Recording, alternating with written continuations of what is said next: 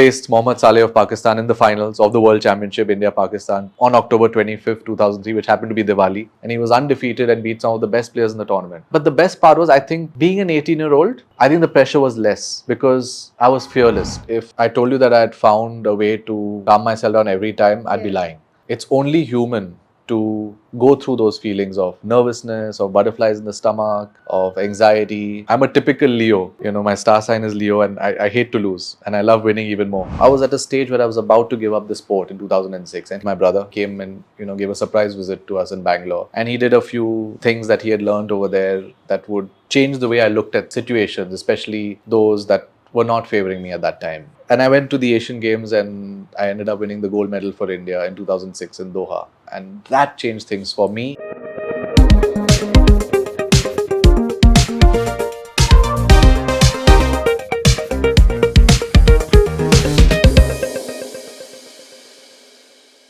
Hi, I'm Neha of the New Indian Express Group. Today, I'm chatting with Pankaj Advani from Bangalore. Of course, all of us know who he is, world billiards champion. Today, I'm eager to get more insights from him on Q Sports, about how it's growing globally and in India, most importantly, what he's doing about it, and some fun chat. Hi, Pankaj. Thank you for coming to Expressions. Thank you.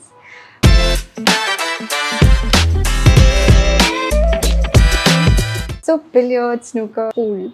We all know that it was just a simple pastime, was used mostly to socialize, to get entertained.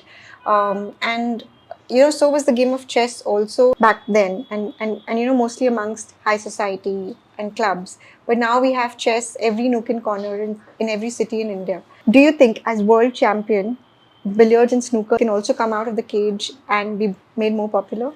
I don't look at it that way necessarily because I'll tell you why. Every social club has either one billiards table or two or maybe even four or nowadays even six.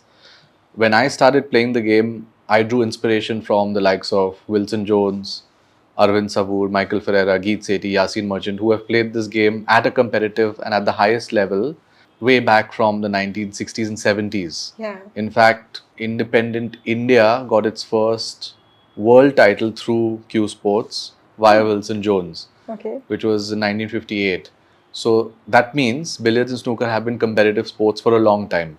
But yes, coming to your point where we talk about accessibility, of course things need to improve and not everybody gets to become a member of a club.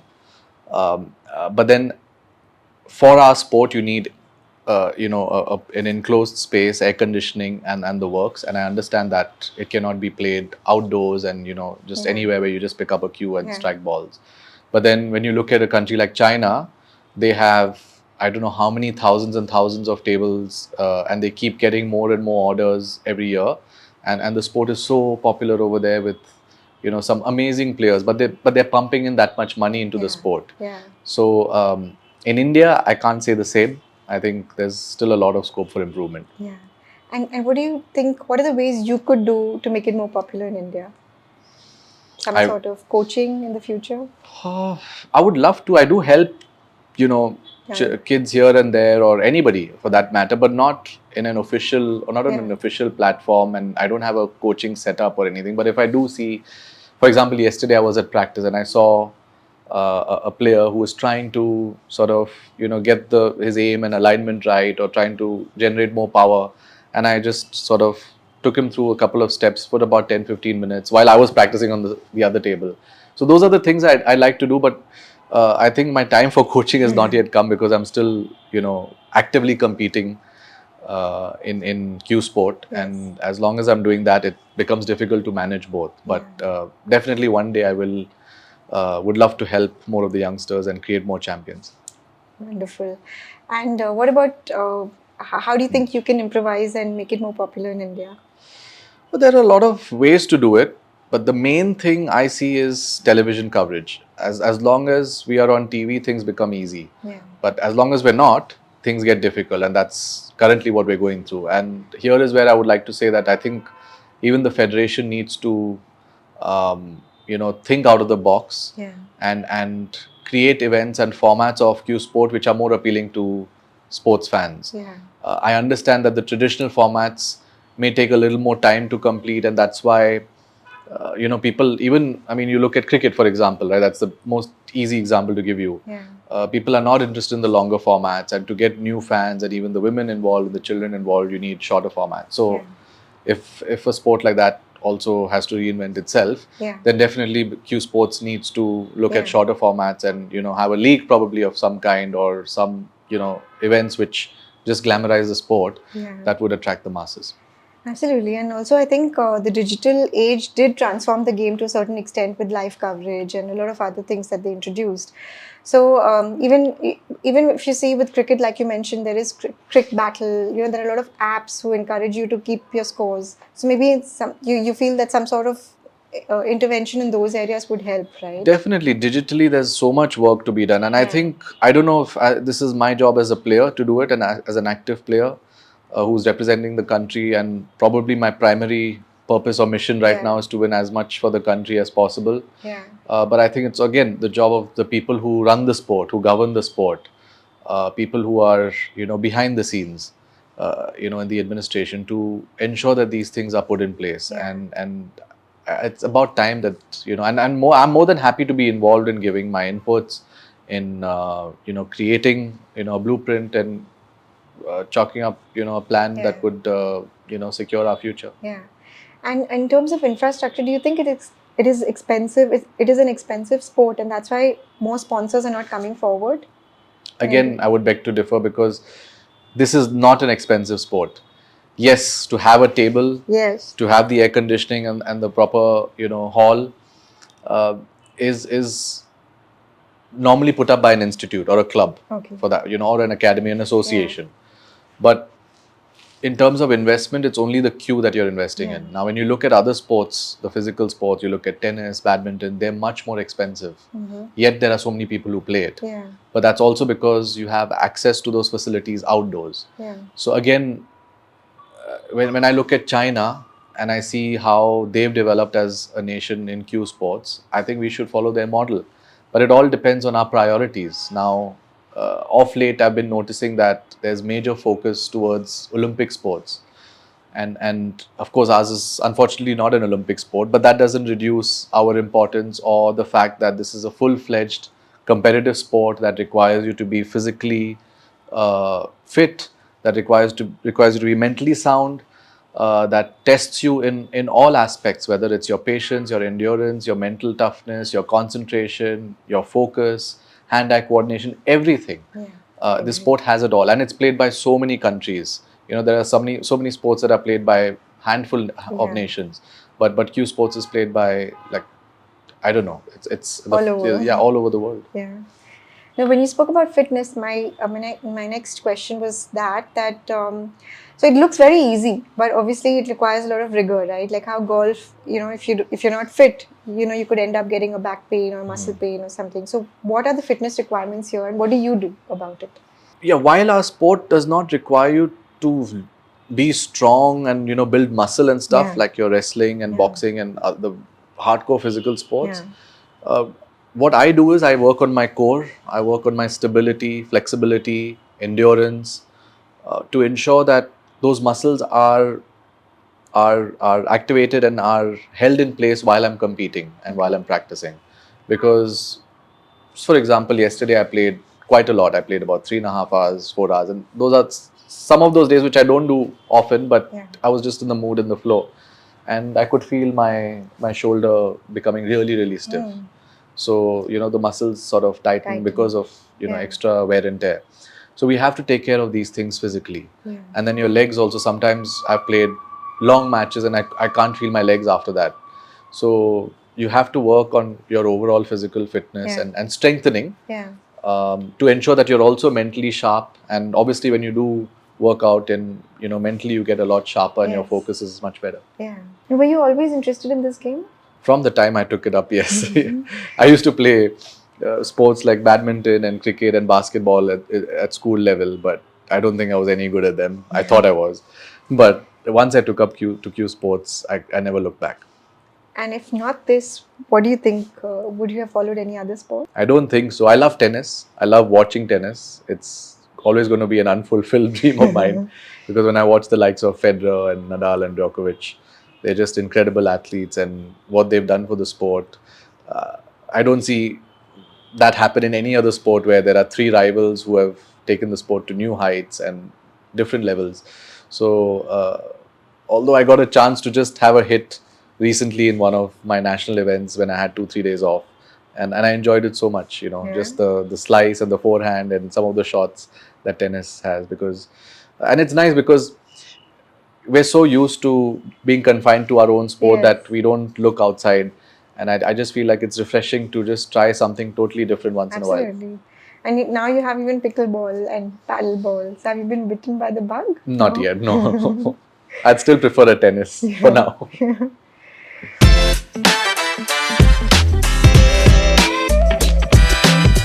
So who first introduced you to the cue stick? And if there is one thing that you want to tell that person now, what would it be? My elder brother Shri started playing this game when he was in school.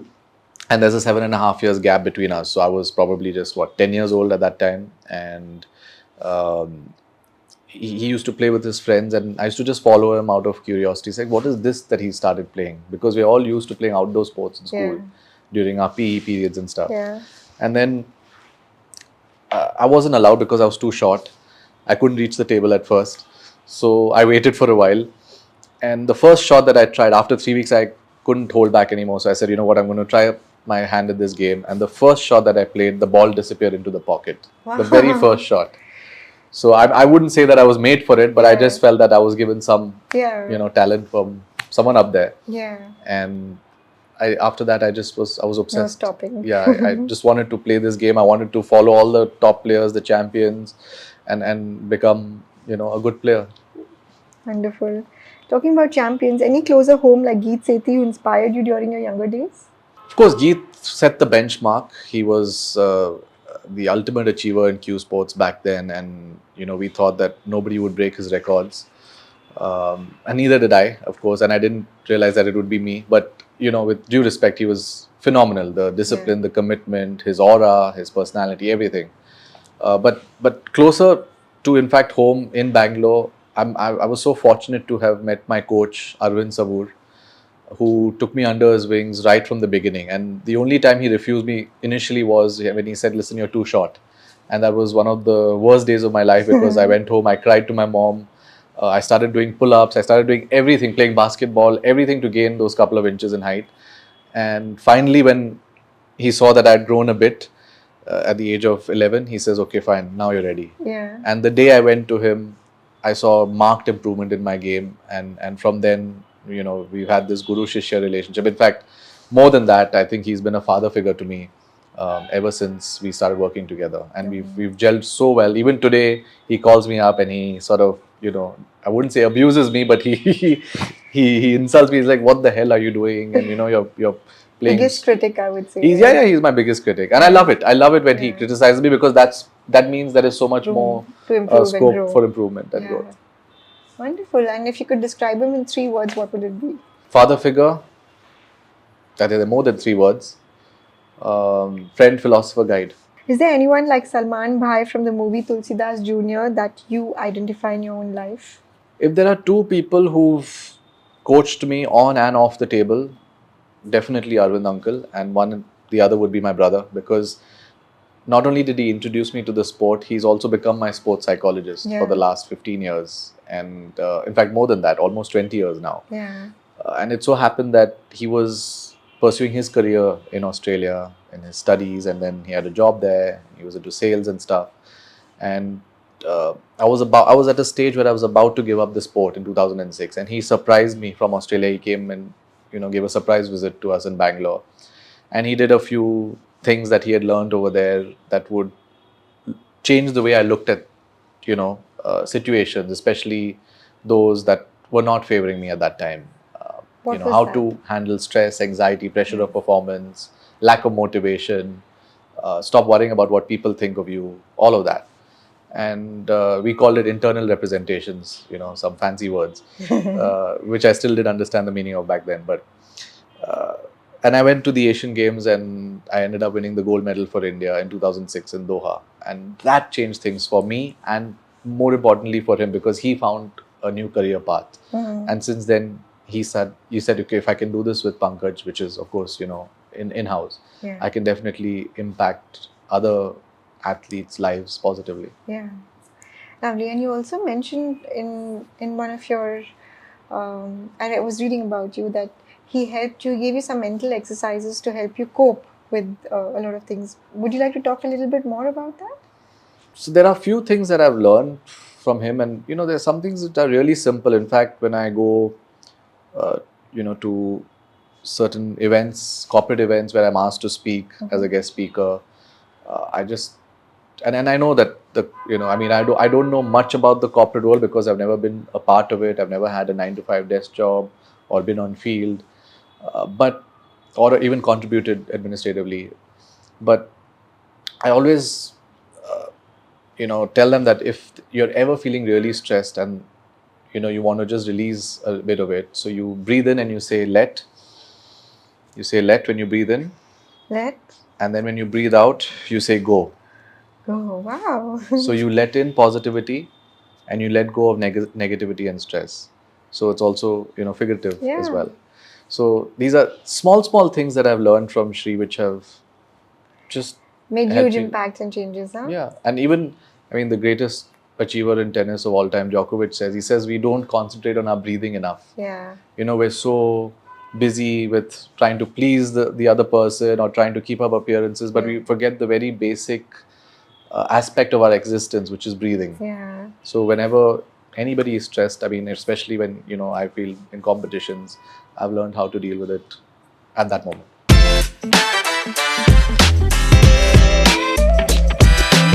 So why did you choose to move to England, and what were the difficulties you faced there?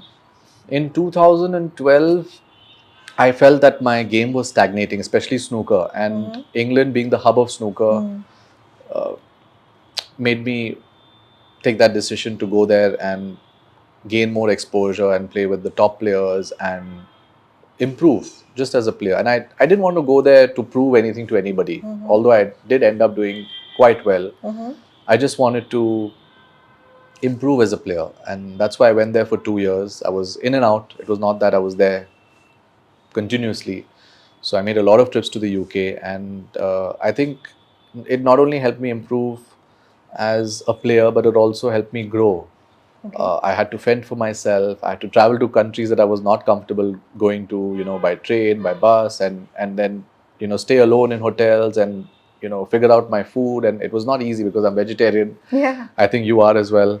Yes. So when you go abroad, it's so difficult to get food that without egg. I'm even more particular in that aspect. So I didn't know this actually. yeah, although I'm Sindhi, but Yeah. I follow a spiritual path, and we're not advised to have any. So I don't have any non-vegetarian food, no egg also, even in cakes, nothing.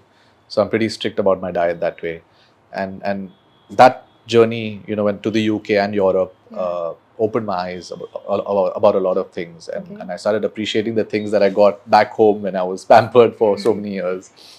So, but I came back because I wanted to represent my country. I wanted to represent India in billiards and snooker. And when I was in the England, I was there just as a professional, playing and, trying to Earning win your and skills. earning. Yeah. What's the difference between billiards and snooker? How does the scoring pattern work, technique work? So billiards and snooker are two sports played on the same table. Billiards is played with 3 balls, yellow, white, and red. And snooker is played with 22 balls. You see the red balls shaped in the form of a triangle with 6 color balls, yellow, green, brown, blue, pink, and black. And then there's the white ball with which you strike. Yeah. Now, snooker is only about potting the ball. So with the help of the white ball, you pot either the red. Normally you pot the red ball first and then a color ball. And once the red goes in, it stays in the pocket. But the color, which is either one of those colors, yellow to black, they come back to its spot. There's a respective designated spot for it on the table. Okay. And so on. So you keep potting the balls. But billiards is different because you can also put your own ball in the pocket with the help of either the opponent's white or the other red ball. Okay. And scoring happens in 2s and 3s. Visually, of course, a lot of people have told me that snooker is way more attractive because it has a lot more going on. There's so many more balls and it's colorful. And billiards is a little more monotonous because you've got the same shots. But the connoisseurs of the sport prefer billiards because they know that the real cue ball control and the real skill and your prolonged periods of concentration and endurance comes Yeah. to billiards. And I think that and I don't want to blow my trumpet, but I have to say this, that if anybody asked me what was my biggest achievement in my entire career, I would simply state the fact that I've been able to excel in two different sports, which hasn't been done. Yeah. Everybody specializes only in one, either snooker or billiards. Mm-hmm. And there are some people who've tried to play both, but obviously not, been as successful in, winning titles in both cue sports. Yeah. I know, that's fantastic. And Yeah. which one do you prefer? Because they're so different in terms of the techniques, in terms of the scoring patterns, the way you approach the game. Snooker, Yeah. you've got to be a little more tactical, a little more aggressive. Billiards, you've got to just hold your rhythm and your concentration for a long period of time because you have to score bigger Yeah. points. Honestly, I can't choose between the two. Both of them challenge me in very different ways. And while a lot more of my achievements have come in billiards, I've also, after going to England, rediscovered my snooker prowess. And I still feel that, there's still some way to go before I can fulfill my true snooker potential. Wonderful. And do you feel there are different guidelines in different countries for the game, or is it the same? Every country has a different way of showing its support to the sport and to its players.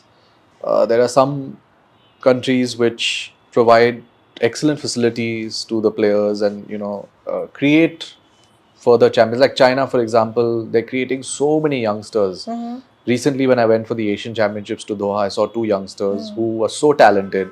And fortunately, I didn't, meet any of them because they're just producing them like a factory produces, goods one after the other. They're just a new version of a product. Every time you see a new player coming in. So, and then you have Hong Kong, you have Iran, you have some countries which are investing quite a bit in cue sports.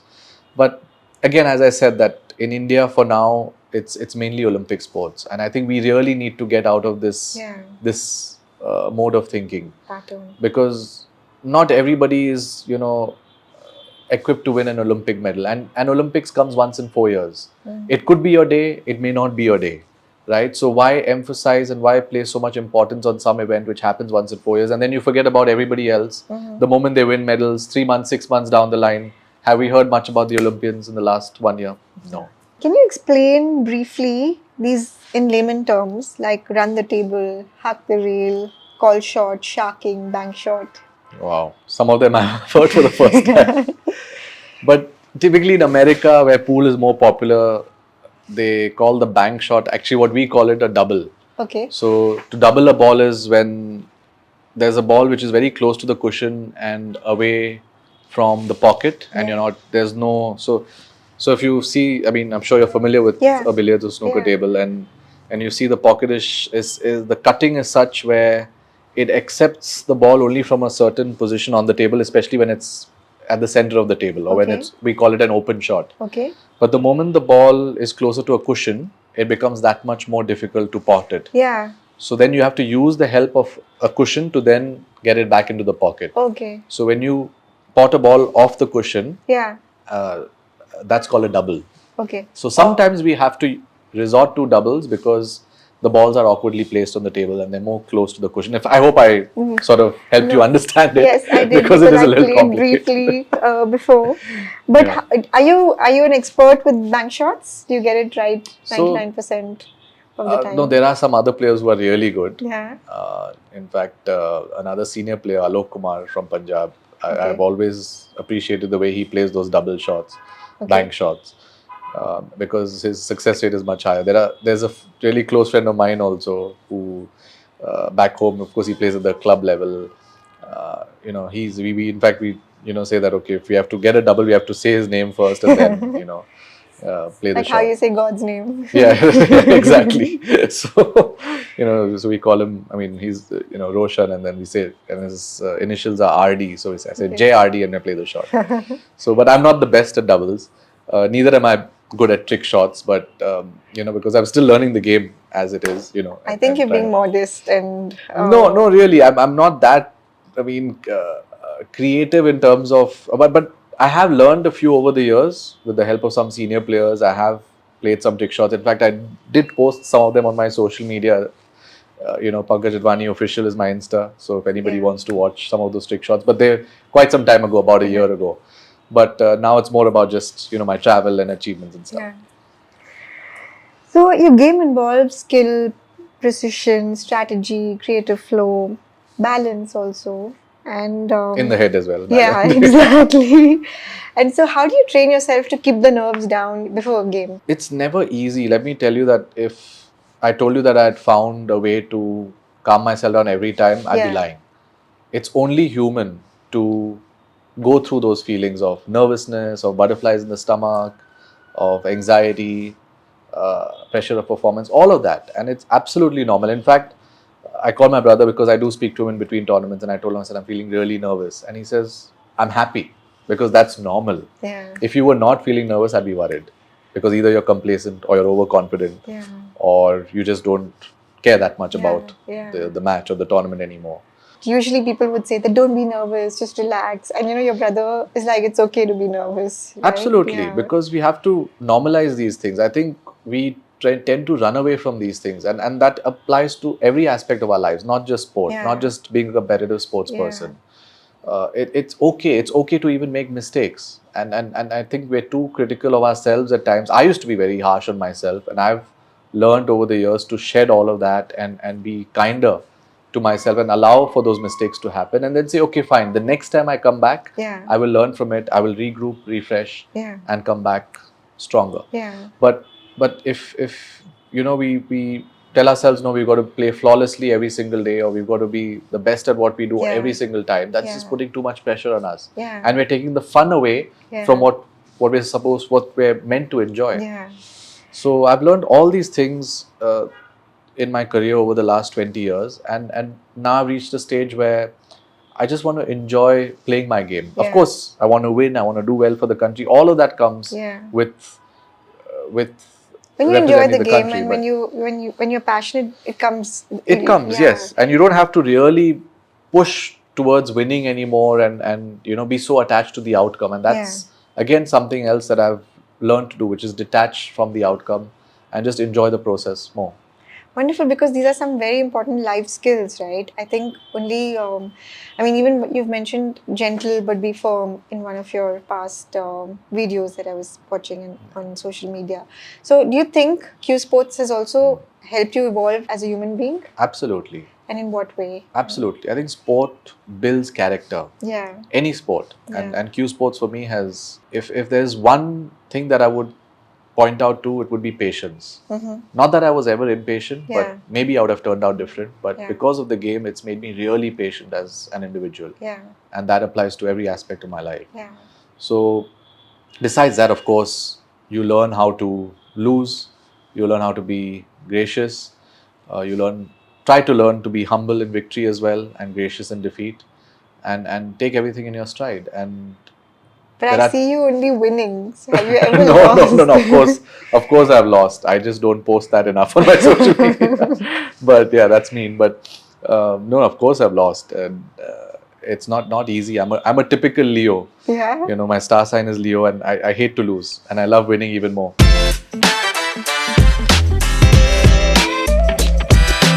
So you can't always win, right? So do you get stressed and you feel pressurized when you lose a game? Not when I've just lost, but of course it pinches me. The next morning is the worst. So I'll let you in on something that I personally have felt in my career. When I win, the next morning is the best. When I get up from my bed and I don't have to do anything, and I realize that I won the tournament. Like recently, I won the Asian Championships in Doha, and the next morning, I could have a late night and get up whatever time I wanted. Not that I did, sleep a lot, but that's the best feeling. And when you lose and then you wake up the next morning and you realize, oh my God, I've messed this up. I don't know how I've managed to do this, and I have to wait another year for this title, or I don't think I'll be able to play the next match, or I'll have to see the others play in the semis or finals, and that is going to hurt me even more. So it's mixed feelings, but it only lasts for a couple of days, and that's about it. And then even though the best part is that I feel like what's kept me going is that I've always been a student of the game. Win or lose, I will always take those lessons back. Even in victory, there are certain things that I still feel after I've won recently that I need to change in my game, which I will work on. And of course, when you lose, then you look at yourself even more closely and sort of there's more scrutiny towards your mistakes and you try and rectify them. Absolutely. I think losing and failures are very important for growth. Absolutely. So, when a game begins, how do you stand and visualize? Like, do you feel how the shot is going to go, and are you always bang on with your first shot? How do you do it? While I'm getting ready for my match in my room, I do visualize myself playing some good shots, or maybe even sometimes the opponent and how things are going to be in the arena, especially if it's the TV table, where the main matches are played. But also the first few shots, this is what my coach has told me. He says that you will understand that whether you're striking the ball exactly where you want or you're struggling a bit to get your rhythm and get your eye in. And that's when I take the decision that, okay, fine, if I'm striking the ball reasonably well, I'll probably be more positive in my approach and be more attacking and take more risks. But if I'm not, then I would bide my time and be a little more cautious and play a little more defensive until I get a proper chance to score. So these are the things that you have to be aware of as an athlete, as a sports person, that you can visualize and do everything. And all those preparations I do before the match. But when you're in the arena is when you have to see for yourself and make those decisions instantly. And I think that's the thrill of sport, because unlike, like now we're speaking in front of cameras, if something goes wrong, there's another take. But in sport, you don't get that second take. It's either, it's very black and white. And that's the thrill. You don't know what's going to happen next. True. And so who's been the most challenging rival for you? How have you dealt? And I don't want to make this about myself, but I have to. And, I know you would want a name from me that, this person or this player has been my most challenging rival. But in a sport like ours, where your opponent is not controlling you, right? Because there's no physical pressure applied to my hand or my legs or my stance when I'm playing the shot. My opponent sits outside and waits for his chance. You are your own biggest rival, because you're battling the demons within. You're fighting all those thoughts, or you're trying to make peace with everything that's going on in your head while you're taking your aim and about to strike the ball. It's like golf. I think our two sports are the most similar, because you set a stationary ball in motion. Unlike other sports where you're reacting to something thrown at you or something coming at you with a lot of top spin or some kind of crazy side spin or whatever, and you've got to react to your opponent's shots. But over here, it's only you and the table in snooker and billiards. And that is a challenge in itself, because there are so many different thoughts that go through your mind, but you've got to still yourself. And I just want to bring reference to a film that really touched me, which is The Karate Kid, which had Jackie Chan and Will Smith's son. And in that, there's a line which, of course, Jackie Chan being the coach, he tells the kid, he says, being still and doing nothing are two very different things. And that is so true. That's profound. How? So, because by doing nothing, you're not actually centering yourself and being still. But when you're still, right, then all your concentration and focus is on exactly that one point. For us, it's that point on the ball where we need to strike, or the point where the tip makes contact with the white ball. So that's being still, because everything comes together. But doing nothing means you're just not doing anything. You're completely unproductive. Now you're making it sound like it's such a hard game. It is very mentally intense, and those who've played it have experienced it. But those who watch it from the outside think that, oh, okay, what is this? It's somebody just taking a stick and just, striking a couple of balls and they go in the pockets. But there is so much more to it that probably does meet the eye. Did you build friendships over your games, and anyone in particular you want to talk about? A lot of jealous rivals as well. But no, there have been some really good friends who are made in India and abroad. And just recently, when I had won the Asian Snooker title, it was after a gap of 3 years. And some of my friends who were also participating in the tournament, so they're my competitors, from the Middle East, one from Bahrain, one from Qatar. They sent me voice notes, very, very sweet voice notes, saying that, boss, we knew you're the best and you are back to where you belong. And it just really touches you. Coming from a peer, from a rival, and somebody who's playing the same, at the same level as you, to just acknowledge that, boss, That's a good sporting attitude absolutely. and spirit, actually. And I wish even them nothing but the best, even when they win tournaments, back in the Middle East, in their Middle East championships or even Asian and World championships. I'm so happy when they do well, because they're genuinely good people. And like that, of course, there are a couple of Indians also who I made friends with from and different parts of the country. Yeah. Absolutely, we stay in touch. Not every single day, but as and when the tournaments approach, and just after an event, before an event, sometimes even during an event when we have an evening off, we go out and hang out for dinner. Lovely. Your Pakistani opponent Mohammad Saleh once admitted, "अपने safety खेलकर मुझे मार डाला." What's the story behind this? So this is back to my first world title in 2003. At the start of the event, when I went to China as an 18-year-old, if anybody had said that you would come back as the winner of that world championship, I'd say, I don't know, you're off, you're on something, you're just like, nobody would give me a chance. I'll probably be placed at 300-1 if odds had to be given. But as the tournament went on, and it was a really, really tough field. I had to play 9 group matches initially. There were 10 people in one group. And out of that, only 4 qualified to the next round. And I finished 3rd, I think. And I lost a couple of matches also in that. I mean, because there were some really tough players. And in the knockout, I was almost knocked out of the event. And then through a slice of luck, I got a fluke. In fact, the word fluke has been invented through the game of billiards. So it's basically when you intend to do something and something completely different happens, but then you still end up scoring and get it right.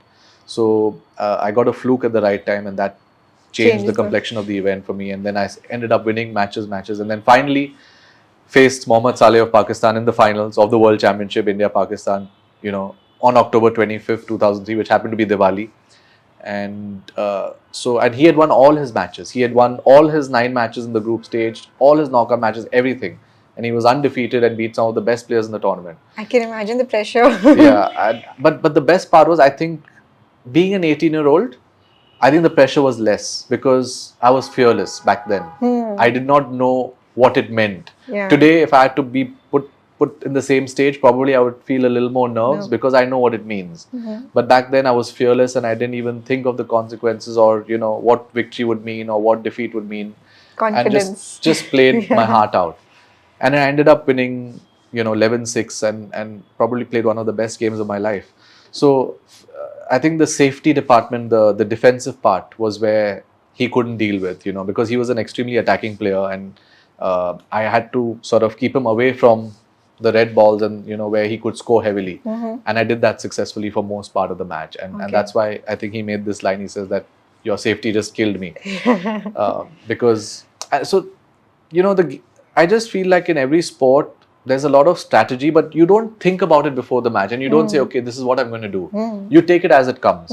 But when you see certain patterns in the game, you got to be aware of, okay, fine, if an opponent is extremely aggressive and he's just attacking and potting and scoring at every given opportunity, either you've got to take the attack to him and say, okay, fine, I'm going to be equally good at that, or you say, I've got to tighten up my defensive play and keep him so far away that I don't show him a single ball to pot and sort of keep him at bay, so that his rhythm sort of slows down a bit. So I think that's what happened in the final, and just used my tactical awareness to get the better of my opponent. Strategy really works, I think. And what's one award or prize that evaded you for a long time, and how did you feel when you finally achieved it? The Asian Snooker Championship, I had lost the first 4 finals that I'd reached in different years, 2004, 2015, and then before that was 2012, and then another one in 2017. So 4 finals in different years, and I couldn't win that title. And somehow it was a jinx, and it had to be broken. And I thought to myself, I said, maybe I'm never going to win this title. And then when, again, I reached another final in 2019, I was playing a Thai opponent younger than me. We've played earlier also before, and Again, started off on the wrong foot, 2-0, 3-1 down, 103 fever. And I said, oh my God, this is... I remember this. Yeah, and I had a break that time. So I went to the tournament director's office and I just said, I want a cup of tea. Because I couldn't eat anything. I was not feeling well at all. And I think the only thing that could probably warm me up was a cup of tea. So I just got that, and while I was having my tea, he said, I really feel sorry for you, 4 finals and now in this condition, he just wrote me off. Yeah. And I only told him this. I said, game is not over. It's not over as yet. I'm gonna fight. I don't know what's gonna happen, but I'm gonna fight till the very end. I'm not gonna give up this time. Went back, kept my tea next to me where I sat, just sipped on it, took one frame, took the next frame, and before I knew it, I was 5-3 up. And then I just needed one more frame to win the title. Little bit of nerves, little help from the opponent, and I was through and I won 6-3. And it was such a dramatic, and because it was not only that match, it was also the semi-final where I was down 4-0, hopeless position to a Pakistani player again. Yeah. And I needed to win the next 5 frames in a row. And somehow, I don't know what happened. It's not that I played the game of my life, but I just hung in there, if you know what I mean. Sometimes, you didn't give up. I didn't give up. Yeah. Not that I played extremely well. Again, a little bit help from my opponent. And I think the fact that he saw that my body language had changed and I probably was still up for it, put him sort of on the back foot. And I think in most of my matches, I was down. And then I ended up winning the title over there in the most dramatic fashion. And after that, I won 2 others, the third one being the most recent one just a week ago. Yeah, congratulations. That's quite a bit, huh? Yeah. So these are the things that make me believe that, we should never say never. Yeah. I never wanted to go to the UK and play snooker. It happened at some point because I knew that if I was in India staying here, I would have stagnated. Yeah. I needed to do it for my growth. Yeah. Likewise with titles like this, that, if I tell myself, never am I going to win this title. No, sometimes things change. Sometimes it takes a moment of bravado to turn things around. Yeah.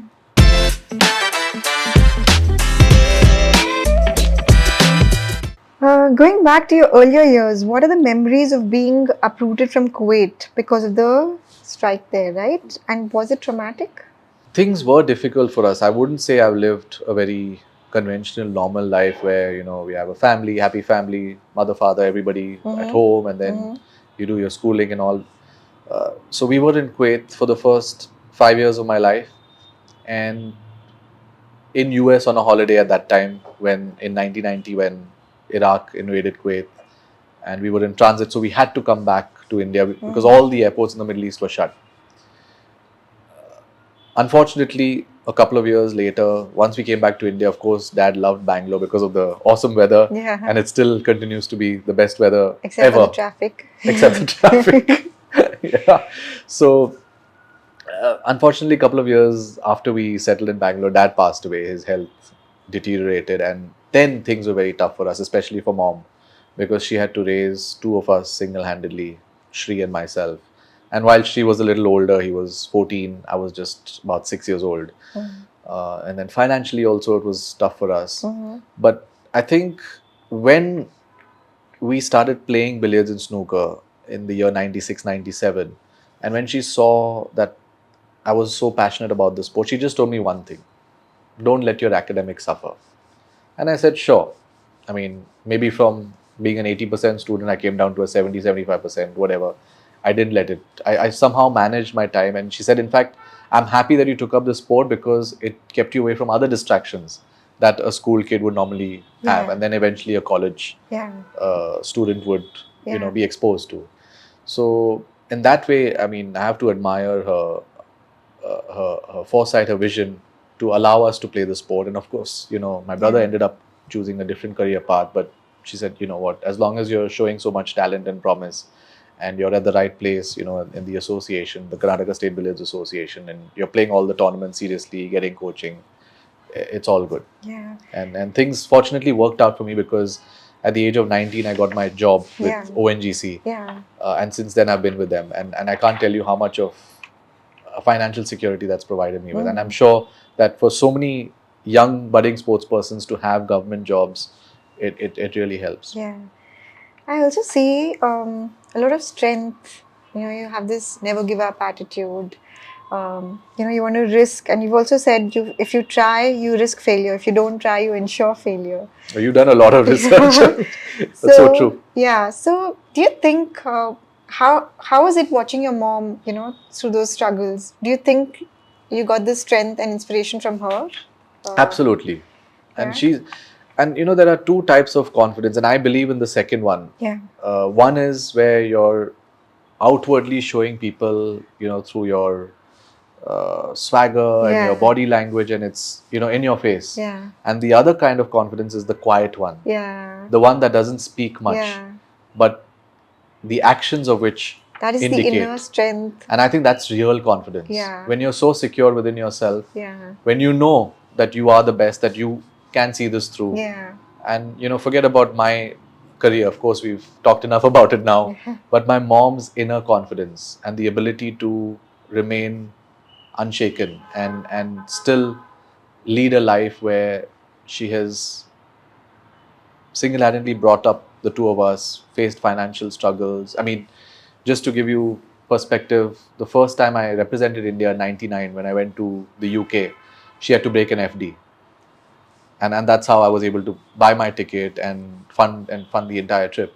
So things were so difficult back then. And fortunately, of course, as I said, that in 2003 things changed with the world title, and then of course subsequently the job.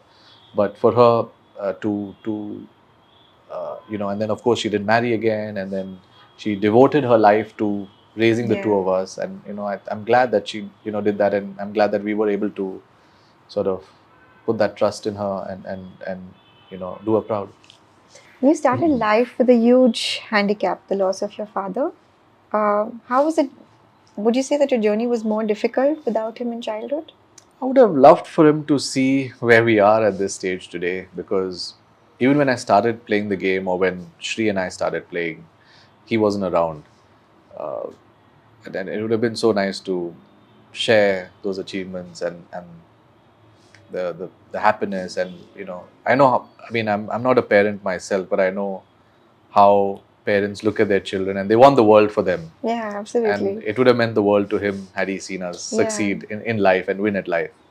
So definitely I do feel emotional when it comes to um, even thinking about the fact that we lost him so early, but also the fact that we did not have a man in the house.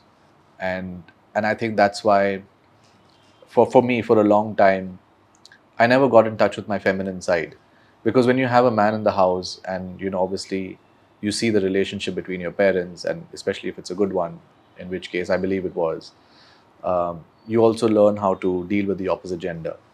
And for a long time I didn't have that guidance. Of course, my brother has been there as a psychologist, as also a friend, but both of us didn't have that. So we missed out on certain things in life earlier on.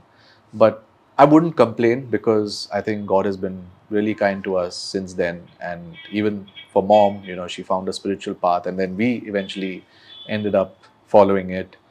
And I think that's given us immense strength. How much did you miss your dad when you got the world billiards champion? What was the thing you missed most about his absence? What would have you told him if he was alive? My mom tells me, she says if he had been around, he would have been broadcasting it to every single person. And he's that kind of person. He loves the limelight, and he loves not showing off, but proud, basking in the glory of achievements, and especially if it was his son. Yeah. So I think I would have missed, we definitely missed out on that aspect, where we could actually, as I said earlier, that if he had been around, he would have been grinning from year to year.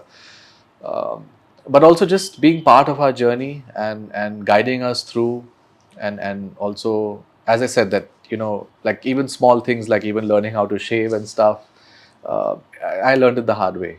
So having a man around in the house would have definitely been a lot better. But I think that this is where I have to give credit to my mother. She's been so strong, resolute in her approach, and brought so much stability to our lives, even though she was going through so much. And I can't even imagine what she had gone through back then.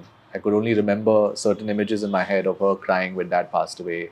And we had our relatives come, and I had my exams back then. And in spite of all the grief and the sorrow and the mourning that was going on, I had my Hindi exam, and that was not my strongest point. And she and some of the her relatives helped me out, in studying for those exams and passing with flying colors. So it's amazing what parents do for their children. I think that's the most selfless form of love. Absolutely. And I also think that you're a very evolved and mature person. Do you think this has also contributed to your maturity sooner, faster? Definitely. Losing a parent earlier on, also playing a sport which requires you to be mature in every sense, which requires you to be calm, patient. Now, these are the things that kids normally don't get easily. So I think I had to become that way to excel in this sport. And it's what drove me to push my limits and become a grown up very, very soon. And also because I was always hanging around with older people since I was the youngest player back then in the late 90s and early 2000s. So while I had great times with them and I was accepted very soon, I also learned how to speak a more adult language in a more mature way than I would have. But I also missed out on the other side, which is the college life and the school life. I was hardly around because I was participating, representing the country at a very young age. So I do feel like, sometimes I wish I had a college life. But I think I'm trying to live all of that now, which is a little late in the day.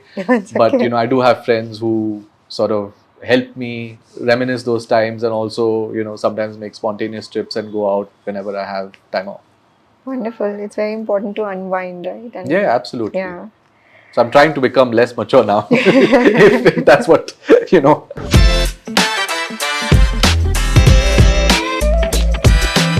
I also like what you said earlier. It's not the good days, but how you manage your bad days that define you as a player. So what made you say that? I think earlier we'd spoken about, or I'd said that we're all human and we all make mistakes, and it's okay to make mistakes and forgive yourself for those mistakes. And in every sport, no player will be at their peak every single match. And there's so many variations in our performances because it's the emotions, the mental state, how you're feeling on that day, physically also. Recently in my semi-final, when I was playing the Asian Championships, I don't know what I had eaten in the morning and my stomach was not feeling good at all.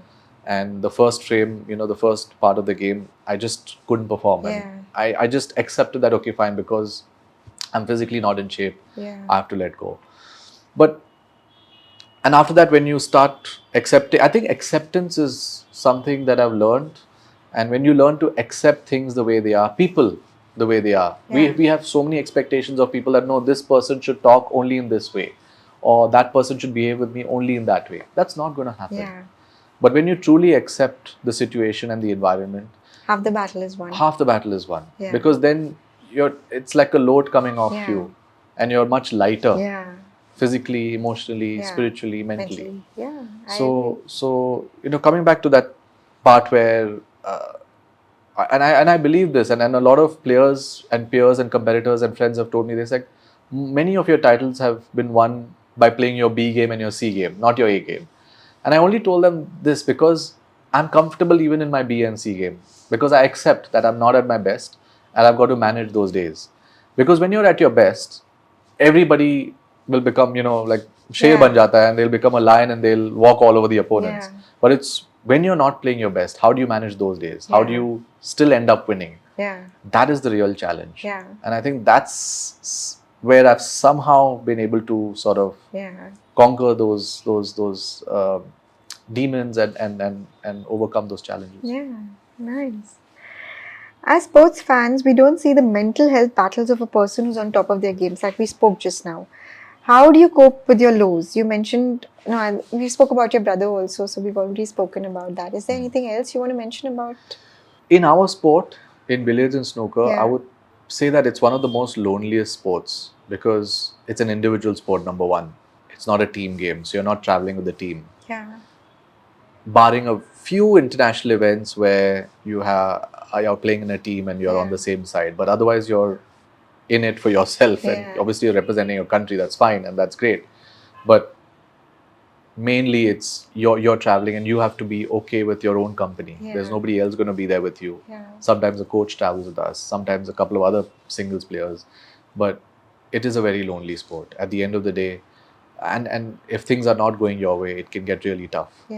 Sometimes you question yourself and you think, why am I doing this? What's in it for me? Whether the sport is appreciated in our country or not. Is it getting enough recognition or mileage, or even you think for the youngsters and for the future, and you wonder, is it worth telling them to take up this sport? So these are the questions that go through your mind constantly, especially when I'm traveling abroad and when I play the sport, or even when I see some amazing facilities being put up in other countries, and I think, why not in India? So these are the challenges that you go through, and it can be demotivating and disheartening at times. Because I know that, say, a player in Qatar, if he wins a medal, I know what kind of incentives he gets, and you minus a few zeros from that, and that's what we get. So these things and those comparisons start. But then I think to myself, if not this, then what? I really don't know what I would have done in my life. And I don't have the answer to that. If somebody had to ask me, if not billiards and snooker, then what? I don't know. And I don't know of anything else. And maybe that's why I have been successful in my field, because there was always a plan A, focus on which I stuck to my entire life. And also you let go, breathing. Of course, in between, thank you for reminding me. But yeah, in between competitions when the stress gets too much. Finally, what are your long-term plans around billiards? I would love for the sport to gain visibility and popularity, whether it happens during my career or not. Of course, ideally during my time, but to be more selfish. But I would love to see the game get its due, because this is a sport which has given India multiple world titles, Asian Games gold medals. And I think people have not understood, like today we spoke about the different aspects, and not just about the achievements and records, but beyond that, what it does to you, and how it fulfills you and enriches you and helps you grow as a person. And I think that's the side of the sport that I would love for people to see, and more people to see in the country. It's not a sport which is in your face, and I know people love to go out in stadiums and cheer for their athletes and all. This is not one of those sports. But when I see it being played in the UK, and I've done that for a couple of years, there are audiences who come in huge numbers and appreciate the skill and are so knowledgeable. And why not in our country? Even in China, the sport is huge. People sometimes recognize you when you go out in the streets because they've seen you on TV. So I think India definitely can be a big market for Q sports, and I just don't know why it hasn't happened. Definitely shortening the formats and making it more exciting will help. But I just feel we really need to embrace different kinds of sports, not just the physical ones or the ones where we're going out in stadiums and cheering. Don't worry, I think let's be positive. I'm sure there will be changes. I hope so.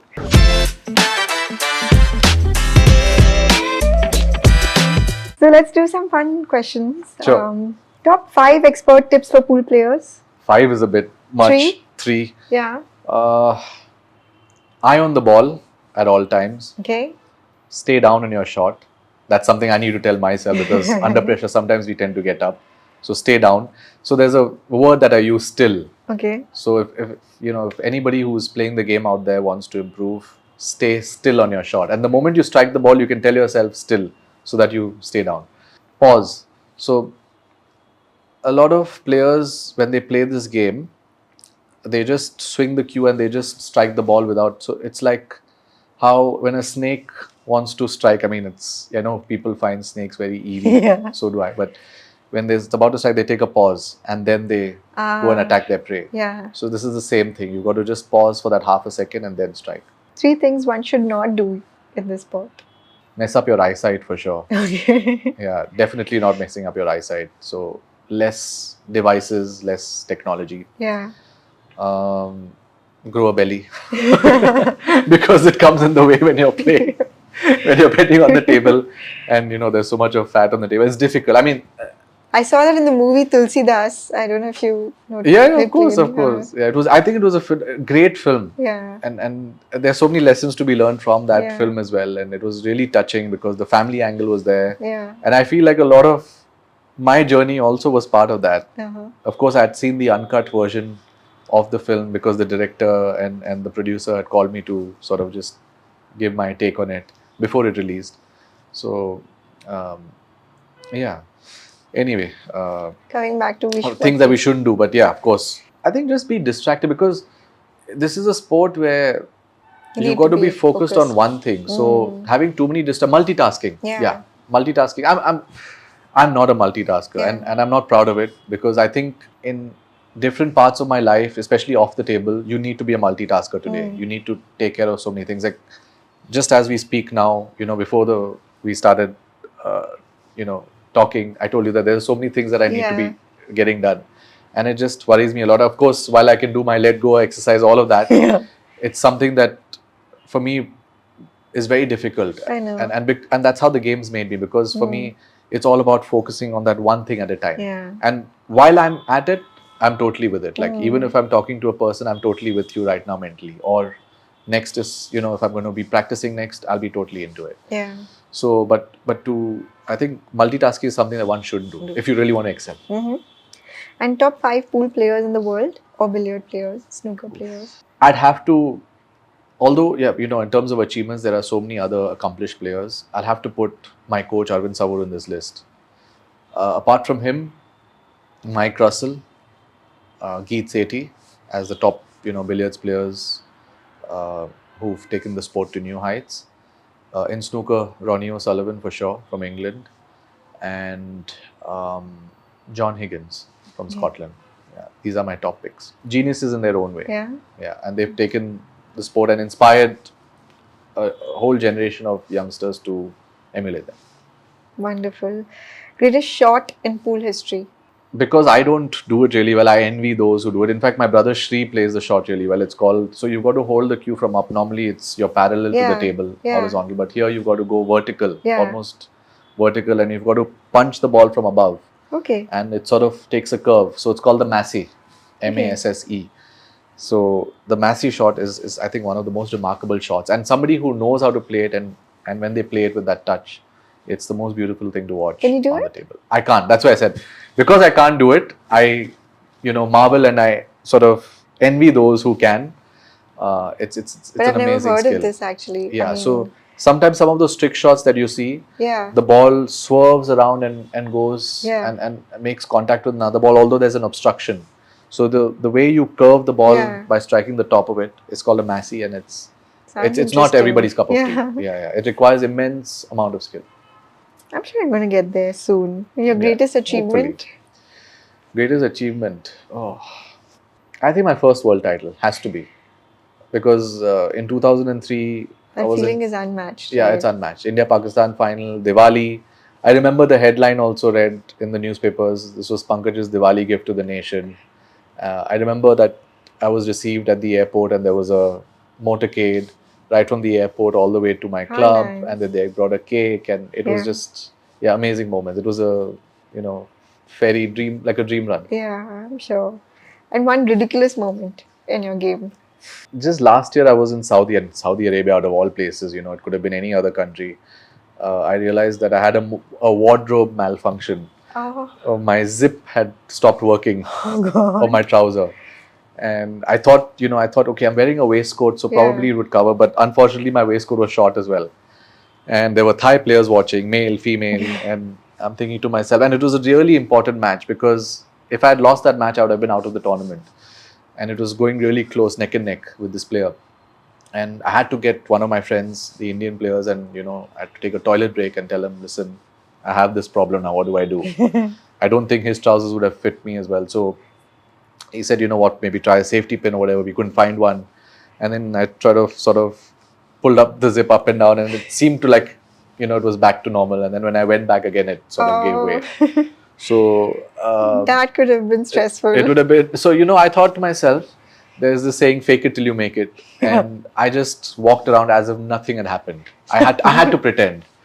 So I ended up winning the match, and more than I think the thrill of winning, I think I had to dispose of that trouser for the rest of the event. What is the ultimate skill test in this game? It's I think the delivery, the follow through. So when you're playing this game well, and it applies to I think every sport, your follow through is at its peak and it's very smooth. So if you look at tennis also, the players when they play their forehands, they go through the ball so well. I think it's just about going through the ball.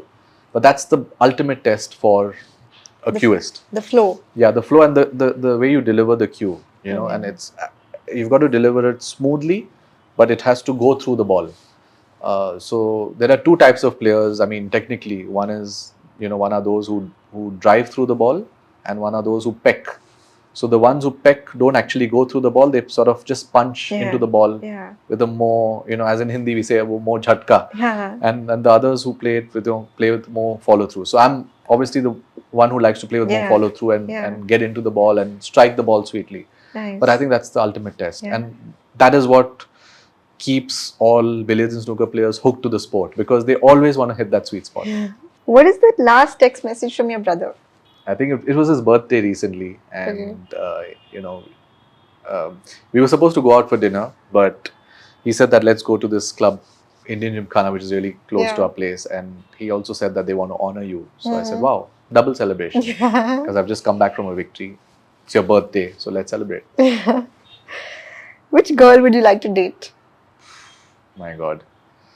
Any celebrity, anyone? I just like real people. So I'm not going to give you a name, unfortunately, if that's what you're looking for. Anyone who's real and not superficial. Okay. What is your fashion quotient? More classic, comfortable, t-shirt and jeans kind of guy. White t-shirt, blue jeans would be the ultimate style statement. But since I'm also on the lean side, I like wearing my jackets. Not the ones that we play at our games, because they're too formal. And I've been advocating for a change of the dress code for a long time, but of course it's falling on deaf ears. But if I'm going out, just a nice jacket. It could be a casual jacket, a semi-formal one also. I think it just adds a lot more personality and layer to Are your you into clothing. shoes too? At one point, yes, but I mean, not really into shoes. But depending on the occasion, yes, I do like my formal wear when it comes to shoes. And I've got a pair of shoes which have, the patent leather ones, which are a little shiny.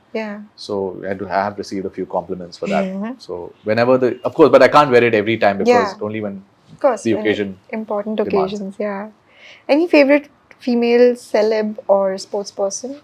Only female, is it? You can say male also. No. I mean, I'm a huge fan of Federer. Because, of course, he's not female for sure, but the elegance he brought to tennis, the grace, the style, the class he brought to the game. He would play the sport, and you would not see a drop of sweat coming from him. You would not see his t-shirt dirty, even though he's wearing whites in Wimbledon. You would not see him panting. Like, he would play it effortlessly, and he made it so easy on the eye to watch the sport. And that's what I would obviously like to be remembered as. But I know I have a totally different style of play. But for any sports person who wants to make the game beautiful to watch and to play, I think Federer is the ultimate, one. Huh? Yeah, the ultimate. Yeah. I don't think there'll ever be anybody like him. Of course, there have been tennis players who achieved more than him in terms of titles and Grand Slams. But the impact that he's had on the game and what he's brought to the sport off the tennis court as well, whether it's his charity work, whether it's interacting with his fans, his one-liners, his humor, just how easy he is to get along with and to talk to. I think that's what makes him the ideal role model. Kylie Minogue or Taylor Swift? I'd go with Kylie Minogue because I'm not that young, So I mean, I like Taylor Swift also. It's not that I don't like her brand of music, but Kylie Minogue. Thank you so much. Thank you. It was just so much fun and interesting. Thanks a lot, and I wish you all the best. Love talking to you as well. Thank you. Lovely. Thank you. Thank you.